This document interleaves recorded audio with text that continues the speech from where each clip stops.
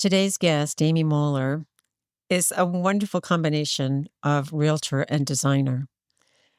And I think realtors think about specifics. How can I help you? What are you thinking of? Where you want to go?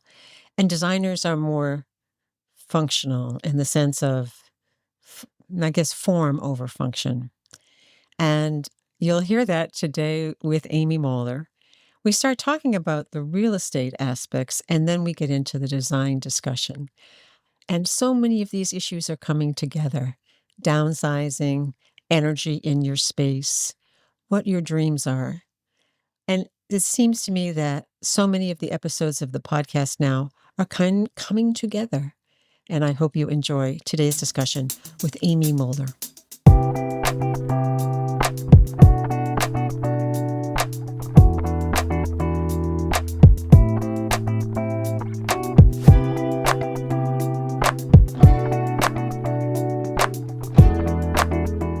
And welcome again to Real Estate Connections Podcast.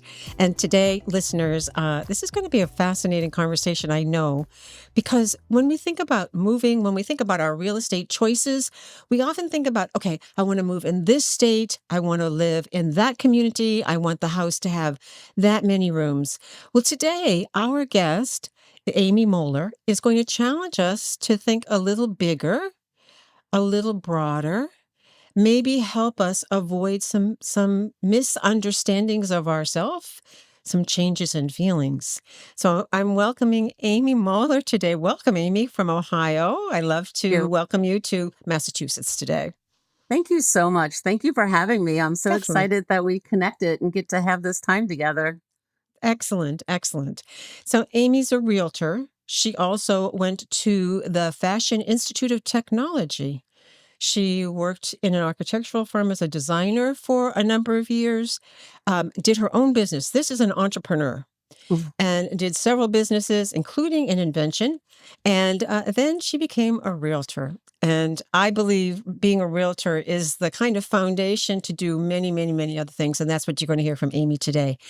Amy, what is the first thing that you ask a client, let's say a real estate client, because we'll talk about coaching clients later, but a real estate client, when they say to you, Amy, I want to sell my house and move.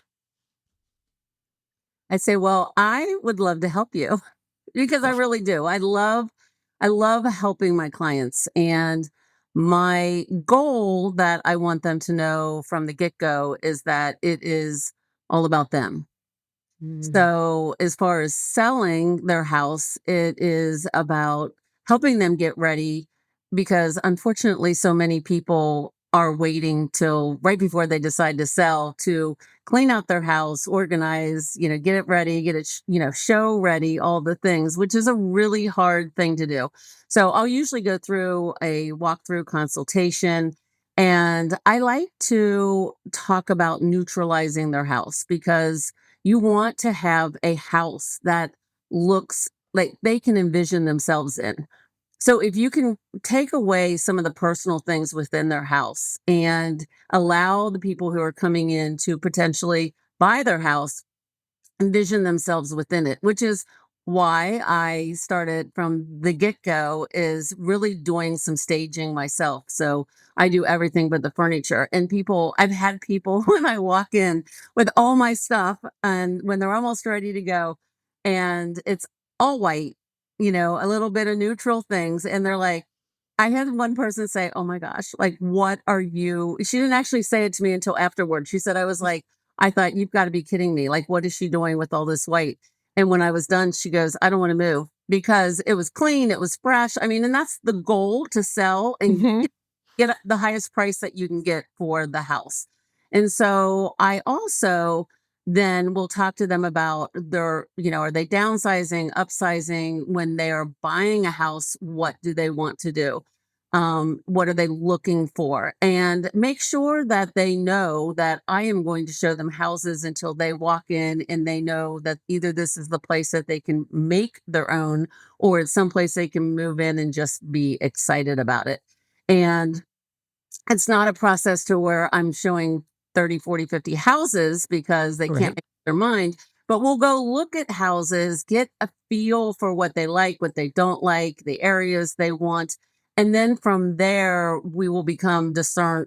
I will say, hey, look, I looked this up and, they have flooding issues in the basement, right? So we won't randomly always go look at houses because online it looked good. We will go through the disclosures and things like that. But I want my client to walk into a house and either love it immediately or look at it with them to say, "Hey, what can we do with these spaces?" Right. So, Ex that was a exactly. long answer. A long answer, and there's also this dimension of what feels right to them. You know, when you take your kid to visit colleges, right? And they want to go here, or they're sure they want to go to the big university, and then you take them to a small school, and it just feels right. They know it. They know it in their heart. It feels right, and I have a sense that you open that door for people in terms of what seems really right to them about this particular property. Well, what I like to do is when we're in a place and they're looking at it, maybe they immediately fell in love with it because it's all been, freshly remodeled and all the things, but I like them to tell me how they would live in that house. Huh. How are you going to live in that house? A lot of times people will buy a house because it looks really pretty, but they don't think about how they're going to live in it. And if there's only one living room and there's 5 people in that house, how is the energy gonna feel in that room when everyone is in the same room 24/7 and the basement isn't finished, right? If Right. you have a basement. So, I really think it's important to think about, like, do you like to sit outside? Like, would this garden feel good with coffee in the morning? Or when your husband's watching football, what are you gonna do? Where are you gonna be? Or where the kid's going to play if there's kids involved, and really think and talk about how it's going to feel in the house that they're potentially going to be buying. Are you seeing a change in terms of defined room spaces versus big open areas? Have you seen any kind of change in your area about preferences? I would say that the big open is probably still desirable because it feels good, right? Mm-hmm. It usually just feels good, but I will say that once they start thinking about where they're going to be in spaces, there needs to be more than just one space to be. Even if it's a large bedroom that they can have a TV and a sitting area while everyone else is doing something else. I feel like I feel like in a house it's really important for everybody to feel that there is a space for them, even if it's a chair and a table and someplace to read or something like that, because it's important energetically for everyone in that house to have a space that they can just be by Mm-hmm. themselves. Mm-hmm. Yeah. My audience here typically runs 45 to 65 years of age. At least that's kind of how I gear a lot of the topics. Empty nesters. You know, I have 5 bedrooms. I had 5 kids at home. They're all launched. Um, Heating 5 bedrooms or air conditioning 5 bedrooms is not wise. I want to make a change. How would you guide that person? Oh, it's an interesting question because I cannot tell you how many people have come into an open house.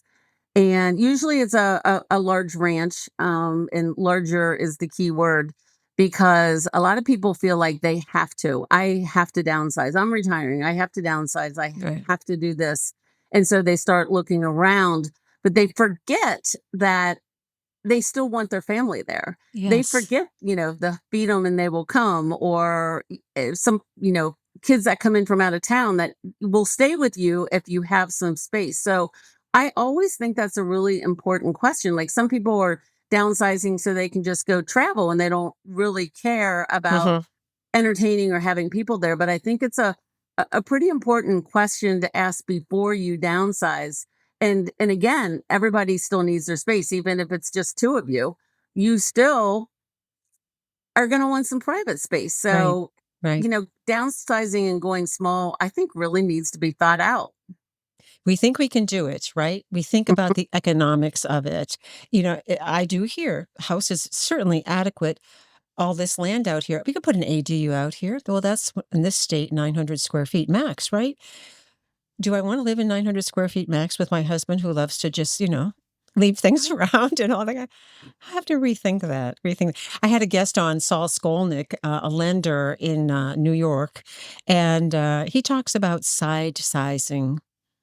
He really thinks downsizing as a concept is misleading to clients, to people, because once you go through either the selling of that five-bedroom home, you're moving into probably a fairly similar neighborhood. Well, the prices have changed quite a bit, and you're going to be paying for maybe less space, but you're going to be paying for more services. So he's very cautious, and he cautions all of his lending clients, be careful about this concept of downsizing as being kind of a financial only response.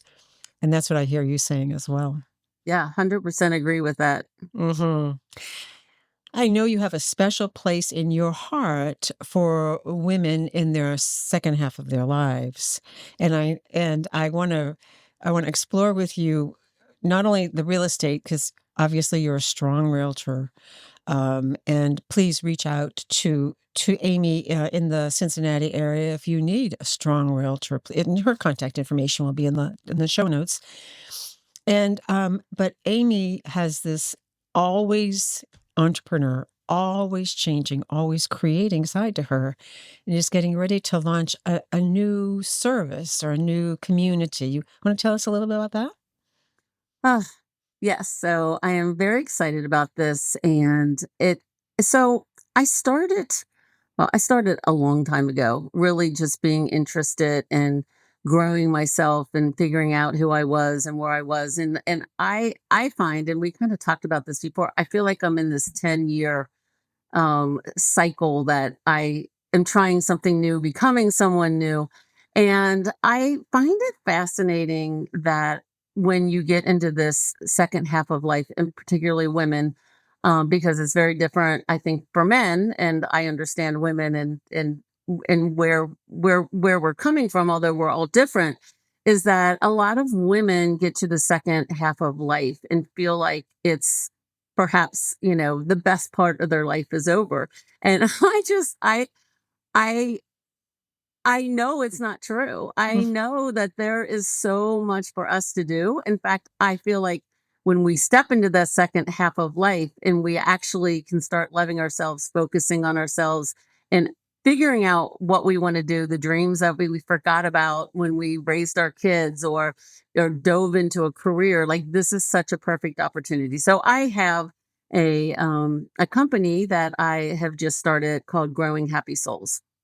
Growing And happy souls. yes. And so it's really about just guiding women to figure out what's next. And my first course, I've launched a course last year that'll be launching later this year. But the one that I'm going to be launching here in the next, couple days is called Surroundings Matter, which tie so close and tightly in with real estate because as you know when you're moving or you're moving in, you are organizing and getting rid of clutter, figuring out all the things. And so what I have done is to create, yes, it's an organizational program, but it's about peace. It is about having a plan for your house and figuring out what each room will contain and how is it going to feel. There's a little decorating in there, like I'll do through coaching and, a community where I answer questions and things like that. But it's a very simple plan. Do it at your own pace. You can start with the basics or you can dive in and do a whole house plan. Because I feel like, I mean, there was a point to where I really just lived out of a couple rooms in my house and the other Yes. ones were not used. Yes. So I have slowly I started doing this, what I developed this for myself. I started doing it probably 7 years ago and I'm on my third layer. Like I've gotten rid of all the kids' things and I've claimed rooms that are now, my office or a guest room slash exercise room. And, one is a guest room with all my craft things that, I probably need to clean out on this next round because I'm not really being crafty anymore. But it's really about just sitting and thinking about the room. Like if I read a book and I want to meditate or I want to do, where am I sitting? Where am Mhm. I going to be? Where do I have peace? And so that's what this is about. It is about creating peace within your home because if you, I feel that your surroundings are a reflection of your life. And when your car is a mess, like it's time to just take a breath, go to the car wash, get it cleaned out, figure out what needs to be in and what's out. And same for your house. What when I have like right now, my bedroom is a cluttered mess because I just got back from a trip. And I will tell you that it will be cleaned and organized here and the next day. But I have a place for everything and I know where it all goes. And it's so, it's easy once you have a foundation of organization to just do a refresh. And let's face it, we all need to refresh now and then. So, and we all do things different. So that's what that is. It sounds a little feng shui like, in the sense Yeah. of creating, energies in your space. And we had Suzanne Runyon on a couple of times from England, and her advice to about decluttering was start with your closet, and how refreshing that was just going through the closet, and it was lovely, just lovely, and great to have space in a closet rather than, throwing stuff in, et cetera, et cetera. I love this concept that the pictures that you're drawing of sitting out on a patio or balcony, if you're in a city, reading a book or enjoying your coffee. I love just the visual of that because it is a feeling. It is a feeling. To talk a little bit more about the transition of women into the second half. I mean, you alluded to clearing out the children's things and making space for yourself. What more do we have to think about? If we're not using all that space, why not get a smaller space? Do you kind of go there at all? 100%. I mean, I think you have to really, I mean, what I think is really important for and this is stepping outside of real estate and will lead into real estate, but I when I was 40, I saw a quote that said 20 years from now you'll regret more the things that you didn't do than the things that you did. Mark Twain. And I read it and I set it aside and I couldn't get it off my mind. Wow. And I stenciled it back in the day. Stenciling was big. I stenciled it on my wall, and I had an idea that I wanted to turn into an event. I wanted to have an invention and create it and market it, and I did it. I woke up in the middle of the night in a panic attack, and I never have panic attacks. That, why am I not doing this? And so, flash forward to, that was when I was 40, flash forward to when I was 57, and I got the same panic attack. Oh my goodness. Now, I used to think 60 was going to be old. Now I'm 65, right? So, it's, I think you really want to go deep. What do I want to do? And I didn't know when I first started doing that when I was 57. I had no idea. Did I want to travel? What was my favorite color? If I could have any car, what could I want? Because my identity was my children. Yes. And so suddenly I had no, I mean, it sounds cliche, but it's the truth, right? Like I didn't know. So I just have spent the last, 8 years defining what I want. And when you actually even don't even have to go that deep, but if you define what you want before you move, what do I want my house to be like? Do I want to walk out the door and get coffee? Or do I want to be in the country? Well, nobody is around me. Mm-hmm. Do I want to have, my own bedroom? Or do we want, Mm-hmm. a dual suite? Do we want, are we going to travel and not be here that much? Who's coming to dinner? Like when you really, really sit down and figure out what you want your life to look at like, then you can figure out what house is gonna support that? And Excellent. yeah. It's so this is a fascinating house we live in, and we have a smaller dining room. It's a table of eight, but just two cabinets and things like that. So not big, but we have a living room that's like 22 by 15 or 16. Nobody ever sits in that room.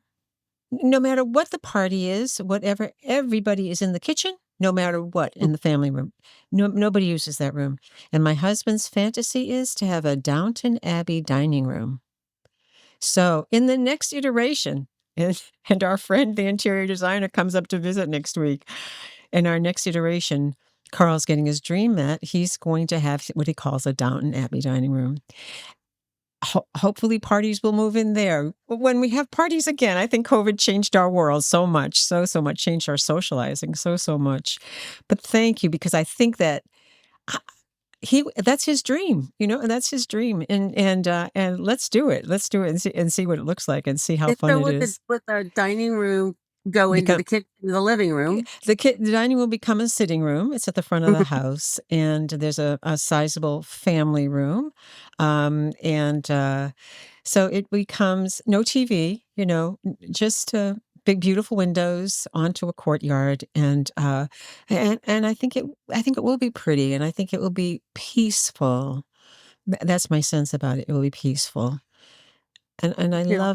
I love that feeling rather than functional. We're always thinking about function, especially around having a lot of kids or maybe having aging parents with us. We're thinking, I guess, about function first, and I guess form after that. I mean, why can't form and function be together, right? Exactly. Like what I think would be great for your dining room, it's my favorite, one of my favorite things is to get like a large, low, round cocktail table and put chairs around it that you can, while you're cooking, people can be having cocktails and sitting or, making puzzles or playing games. And then you move into the dining room. And I mean, that is functional, right? That's so Oh, I that love it. I love it. I love it. And the reason I love it is because what was in that huge living room is now my daughter. But when this adjusts in a few months, what we had was this low, round Baker McGuire cocktail table. And that would be just perfect in this new space. Great. I love it. I love it. I love Oh it. I have my. it, and it's like we use it all the time. Like it's the actual living room that's connected to like another space, and we open up Christmas presents in there all the time and all the things. So yeah, Yep. That's right. We get to have Christmas again at our house for our family here in Massachusetts, which will be a whole lot of fun. So that's function and form at the same time. That's awesome. you don't have to have one or the other. The goal is to enjoy and love and use your rooms in different ways, right? And that's one of the things that I will do when I walk through someone buying a house. Like, what else could you use this for? Tell me a little bit about if you've run into yet multi-generational families. I think it's a trend that we're beginning to see now in this country. Obviously, other cultures have brought it to our country, and it's very much part of their world, but we haven't. I'm going to leave my house to my child, and I'm not going to depend on them. I'm going to be independent, and not that they have to be dependent, but I see so many people loving grandchildren, just loving grandchildren, or our lives have changed, the economy has changed, and I think we're seeing the evolution of multi-generational families. Have you seen any of that? I have. I actually just I have a client right now that is closing on a 5-acre piece of land. And a lot of builders now in our area are offering floor plans that either have an attached suite for in-law suite or are actually just houses that are set up to be multi-generate. There's a little wing or there's a little area, and so yeah, I have a couple, and her parents are buying the land together, and they're going to start building in the next year, and that's their dream. Awesome. I had a chance to visit with Julie Ford yesterday, and she has a whole kind of podcast on multi-generational living. And it's fascinating because in a state like Massachusetts, which is densely populated in some areas, and then, of course, wide open, like you were just describing, I don't know where 5 acres exists, but accessory dwelling units are now possible in this state. So you can actually build an independent unit on your property. You have a right as a property owner. It's a Hmm. right. You can attach it. You can, of course, do the urban thing, which is the attic and the basement, and those kinds of things. But so we're seeing lots of opportunities. But I'm glad you're seeing this, and it certainly for Julie Ford. I mean, she takes a look at the financing of it, how you live together in a shared economic environment, and what happens to the property. Let's say you just have you're living with one child. What happens to the ownership of that property as part of your estate? So all these questions kind of boil up, and it's an exciting time. Yes, and even especially if you have more children, like, how is that gonna work? So, like, I'll even sometimes suggest, like, maybe getting land right next to each other even if it's a concern, right? So that, if one, you don't know what life is gonna bring. I mean, you can hope that you're gonna always be together and be in this house, but jobs change and health changes, and there's always something. So I feel like it's a really, really important idea to sit down and talk about what if, right? What if beforehand. And if you have two separate lots, even though you're right next to each other, then you each have your own property to sell. Yes, that's right. So it's clear, it's very Mm, defined. It has been really fun talking with you. I would you please make sure that we have the information about growing happy souls, yes. and you're going to launch it about the time that this episode will air, which is really, really wonderful, and we're honored and flattered, and I hope we can have further conversations as these issues evolve, design and real estate and goals in life. That beautiful combination that seem so happy to help people with. Yes. Thank you. Great. I would love to anytime. And Amy Moeller, MOELLER.com is my website. Wonderful. So Excellent. Thank you, Amy Moeller. Enjoy the rest of the summer. Thank you so much for joining us today. And I hope you found this conversation useful to you and your real estate goals. You'll find the contact information for our guests and any links they recommend you have in the show notes. And should we be able to help you identify some strong real estate professionals in your area, drop us a note at info@realestateconnectionspodcast.com. Thanks again, and bye for now.